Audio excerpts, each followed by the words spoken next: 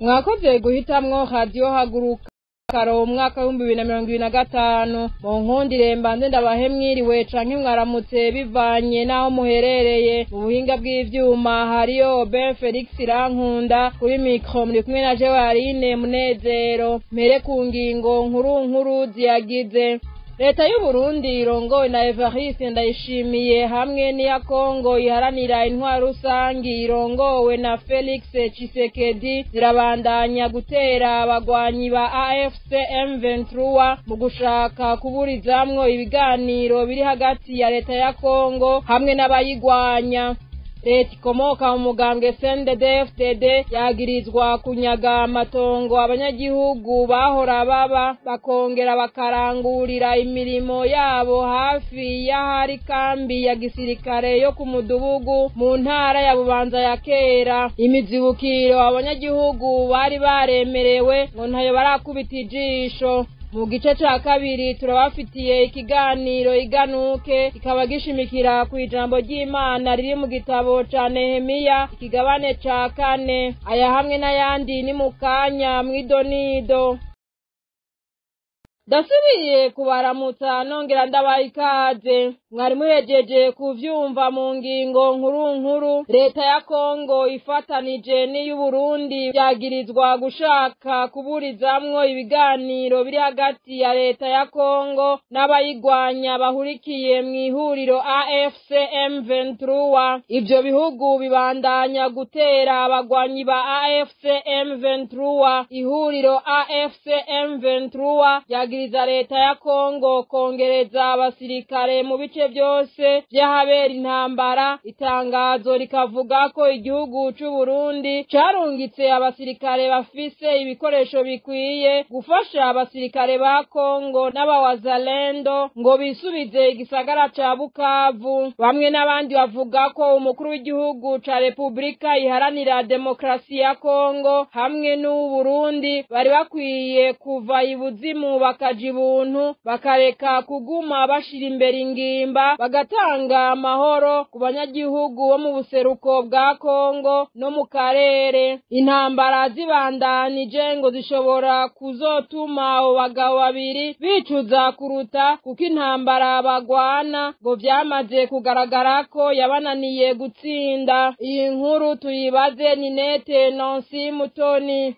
Lawrence Kanyuka umuvugizi wa AFC M23 yavuze ko leta ya Kongo ibandanya inzira y'intambara mu gihe abo muri AFC M23 bashaka ko inyishu ziboneka biciye mu nzira za politike. Yagirije Kongo gushaka kuburizamwo amasezerano y'ibiganiro biriko biba hagati ya leta n'abagwanyi. AFC M23 ivuga ko leta ya Kongo iriko ishira abasirikare mu mpande zose mu ntumbero yo gutegura ibitero Ishabunda, Zimbira, Bunyakiri, Mwenga, Mpinga, Warikare na Rubero. AFC M23 ivuga ko leta ya Kongo iri kwishira abasirikare mu mpande zose mu ntumbero yo gutegura ibitero Ishabunda, Zimbira, Bunyakiri, Mwenga, Mpinga, Warikare na Rubero. Lawrence Kanyuka umuvugizi wa AFC M23 ati nduguye twamugina abasirikare benshi barava Ikaremi bakajanwa Uvira bavuye ibujumbura baja Ishabunda n'Ikisangani. Ndugaye twamugina avuga kandi ko haheze indwi yose abasirikare ba leta ya Kongo n'abakorana nabo bagaba ibitero ahantu hose hari ibirindiro vya AFC M23. Abandanya avuga ko Burundi bwarungitse abasirikare bagera ku 520 bafise ibikoresho bikwiye bagana Ishabunda. Abasirikare ngo bakaba bashaka kuja ibukavu bavuye ahitwa Zimbira mu ntumbero yo gufata mu mugongo abasirikare bari mu kiyaya ca Ruzizi. Ati nduguriye twamugina ihuriro ryacu ryongeye kwemeza ko giyemeje gukingira abanyagihugu b'abasivile no gukuraho inzitizi yose ku mutekano uyisanze ahiri. Ndugaye Twamugina. Leta y'u Burundi ikaba ataco iravuga kuri ibi birego bishasha vya AFC M23. Leta ya Kongo nayo mu minsi iheze yaragirije M23 n'abakorana nayo kwisuganya mu mpande zose, by'umwihariko muri Kivu y'ubumanuko, aho ngo ishaka gufata igisagara ca Uvira. Ibi bikaba biriko biba mu gihe i Doha muri Qatar habandanya ibiganiro hagati ya leta ya Kongo na AFC M23 mu ntumbero yo gushaka umuti bidaciye mu ntambara ku bibazo biri mu buseruko bwa Kongo no muri Kongo muri rusangi. Laurence Kanyuka avuga ko nubwo leta itagaragaza ubushake bwo kubaka icyizere, AFC M23 izokomeza kubahiriza ibyo isabwa mu kugira ngo haboneke inyishu ya politike.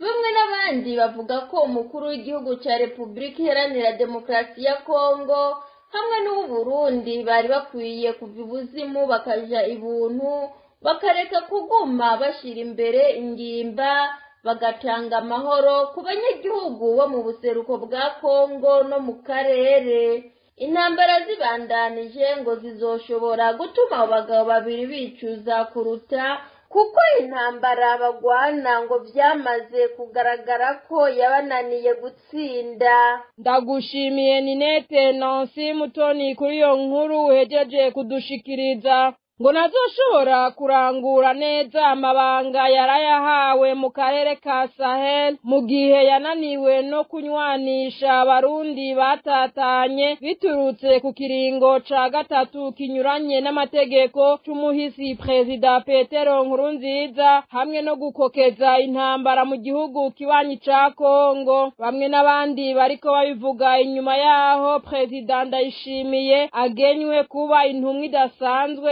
hamwe ry'ubumwe bwa Afrika mu karere ka Sahel kagizwe na Burkina Faso, Cameroon, Gambie, Guinée, Mauritanie, Niger, Nigeria, Senegal, Chad na Mali. Ayo mabanga umukuru w'igihugu c'u Burundi yaraye ayagenywemwo na Perezida Joao Lourenço arongoye igihugu ca Angola, akaba ari nawe atwara umuryango w'ibihugu vya Afrika. Urwandiko rumugena rugira ruti: nduguruye Twamugina, turi n'iteka ryo kumenyesha igenwa ryanye n'icubahiro Evariste Ndayishimiye umukuru w'igihugu c'u Burundi, akaba ajejwe urwego rw'ishirahamwe rya Afrika rujejwe urwaruka kuba intumwa idasanzwe y'uwo muryango mu karere ka Sahel. Ndugaye Twamugina. Mu bibazo Perezida Ndayishimiye azokurikirana harimwo ibijanye n'umutekano no gufasha abanyagihugu bari mu ngorane. Ivyo azobikorana n'abafise ico baterera nk'inzego z'ibihugu, iz'akarere, abadaharanira ivyicaro vya politike n'abandi. Perezida Lourenço avuga ko yizeye Perezida Evariste Ndayishimiye kubera uburambe afise mu burongozi no gutahura ingorane umugabane ufise.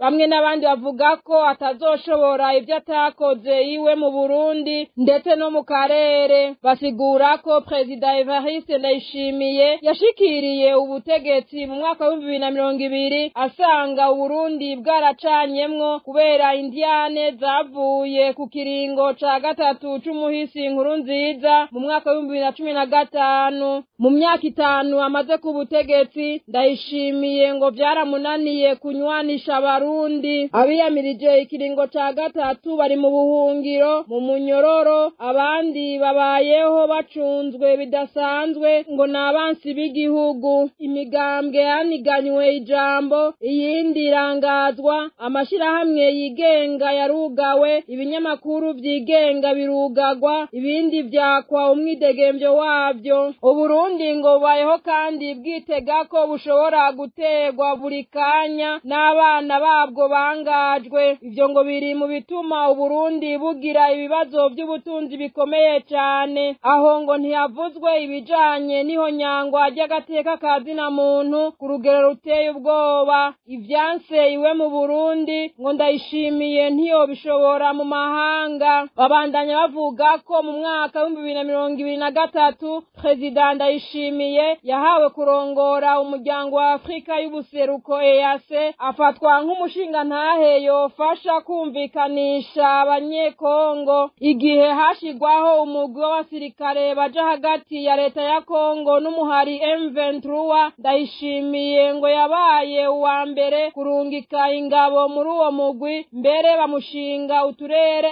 M23 yari yarafashe nga ducungere bwa mushingantahe. Ico yakoze ngo yaciye aje Kinshasa yumvikana na Perezida Tshisekedi ingene arungika ingabo z'u Burundi mu kinyegero zikagwana zambaye umwambaro w'abasirikare ba Kongo, mbere n'uburere bwa M23 yaragijwe acabuha abasoda ba Kongo. Gutyo aho gufasha kuzana amahoro muri Republika Iharanira Demokrasi ya Kongo, ngo abarakije intambara ikomeye cyane kugezaho M23 yahavuye ifata ibisagara bikomeye nka Goma na Bukavu. Uwakoze ivyo muri Kongo ngo ntiyoshobora kuba umushingantahe muri Sahel.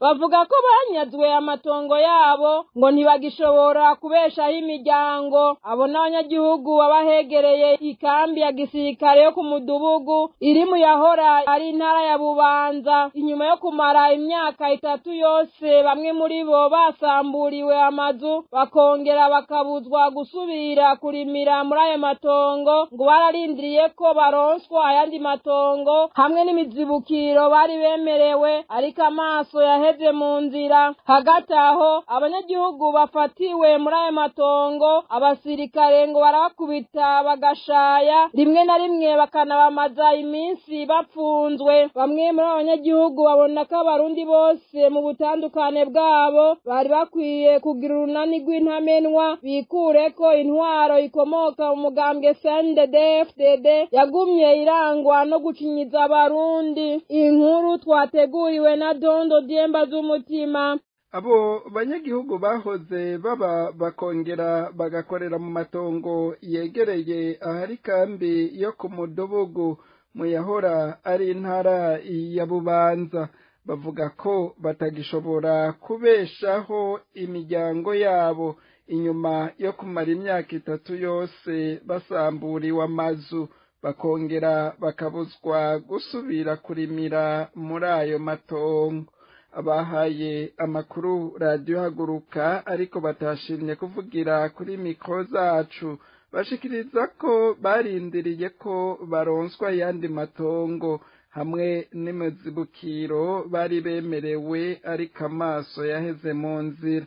Ivyo biruko mu gihe mu kiganiro yatanze kubamenyesha amakuru ku munsi wa 2 w'iyindwi igenekerezo rya 15 Mukakaro uyu mwaka wa 2025, umushikiranganje wo kwivuna abansi no kwitaho abahoze ku rugamba we yasiguye ko hari abatari bake bamaze kuronka iyo mizibukiro. Umushikiranganje Alain Tribert Mutabazi agasigura ko abataratunganirizwa ari aboba batarakwiza ibisabwa, ariko nabo nyene akaba abahumuriza. Leta yikeneye ahantu ikakoresha ibikorwa by'igihugu igatanga umuzibukiro. Hariho rero aho hose mwagiye muravuga aboba batararonka umuzibukiro, abenegihugu bamwe bagiye baronswa, abandi nabo kumbe kubera arizo basanga bidakwiye neza barabindiriye nabo nyene bazoronswa imizibukiro yabo. Icyo tukabasobanurira ko amaswana bakiriye abumviriza, bamwe bakandika n'amakete tukabishura. Tubaza ko abatararonka iyo mizibukiro bo kwihangana bazoheza bakayironswa.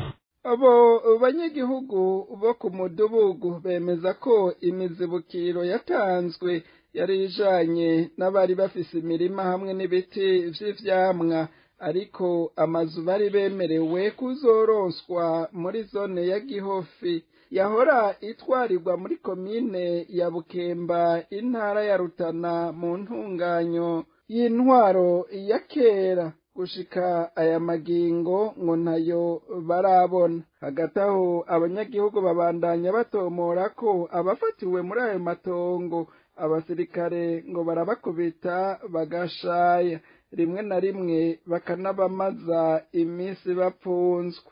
Batanga akarorero ko ku munsi wa kane w'indwi iheze aho hari abigeme batatu bari bagiye kurondera inkwi muri ayo matongo, baraheza bafatwa n'abasirikare, inyuma yo kubakubita baca babapfunga iminsi 3 babona kubarekura.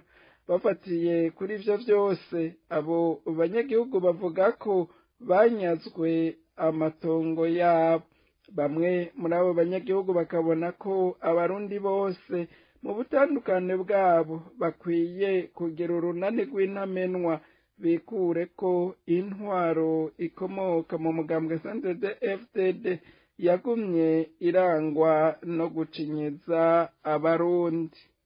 Arakoze na Dondo Diemba z'umutima. Inyuma y'akaruhuko bagira baduhe mu buhinga bw'ivyuma, duca tuja ku gice ca kabiri gihariwe ikiganiro. Ikiganiro iganuke kuri uyu munsi wa gatanu igenekerezo rya 18 Mukakaro umwaka w'2025 gishimikira ku ijambo ry'Imana riri mu gitabo ca Nehemiya ikigabane ca 4 kuva ku murongo w'10 gushika ku murongo wa 15 gishikirizwa na Pasteur Janvier Uwizeye. Reka dusome. Maze abayuda baravuga batabikorezi bacitse intege kuko hari ibishingwe byinshi ntidushoboye kubaka uruzitiro, kandi abagwanizi bacu nabo baravuga bati ntacyo bazomenya canke ngo bagire ico babona kugeza aho tuzobubirira tukabica, igikorwa cyabo kigaca kiburangana. Kandi abayuda baba hafi yabo bama baza kutuburira bava hirya no hino, mbere batuburiye ibihitangabo 10 baje baragaruka aho turi. Nico cyatumye nshira abantu inyuma y'uruzitiro mbashira mu myonga nahitaruye uko imiryango yabiri bitwaje inkota n'amacumu n'imiheto. Mbitegereje mva hasi mbarira abakuru n'abaganza n'abandi bose ntimubatinye, mwibuke umwami Imana ahambaye ateruye ubwoba, mugwanire bene wanyu n'abahungu banyu n'abakobwa banyu n'abagore banyu n'ingo zanyu. Nuko abansi bacu bumva ko vyamenyekanye muri twebwe, Imana ihindura ubusa imigabo yabo, natwe twese dusubira ku ruzitiro, umuntu wese igikorwa ciwe. Imana yacu yahabwe icubahiro, Imana yacu ishigwe hejuru. Tuti bagenzi, muri ano majambo twasomye ni igihe Nehemiya yari afise umugambi mwiza wo gusubira gusanura igihugu c'iwabo, wo gusubira gusanura iwabo, amaze kumva amakuru y'uko iwabo hasenyutse habaye umusaka, afata umugambi mwiza wo kuja gusanura igihugu c'iwabo. Imana yacu ihabwe icubahiro. Maze igikorwa kimaze gutangura, batangura kumva amakuru y'incavutu, batangura kumva amakuru yo abantu baza kubaca intege, ndetse abansi babo batangura kugira imigabo n'imigambi yo kuza kubica. Imana yacu itabare cane, Imana yashigwe hejuru.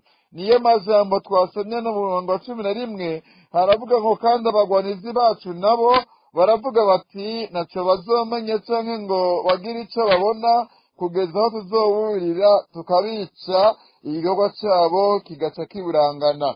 Imana yacu yagwe icubahiro. Nagira mbabwire ngo uno munsi hari abantu bafise uwo mutwaro wo gusanura igihugu, bafise umutwaro wo gusubiraza umutamana igihugu, bafise umutwaro wo gusubira kunagura ubutungane, bafise umutwaro wo gusubira kunagura intwari ibereye, imana yacu ihabwa icubahiro, bafise umutwaro wo gusubira kugarukana umutekano mu gihugu, aho umuntu wese yishira akizana mu vyiwe no mu biwe, aho umuntu aryama atikanga ko hari abamurara ku mugono canke bari bumwice. Ariko hariho n'abandi nabo barazwi ishinga no kubera intambamyi abo bantu bafise umugambi mwiza ku gihugu.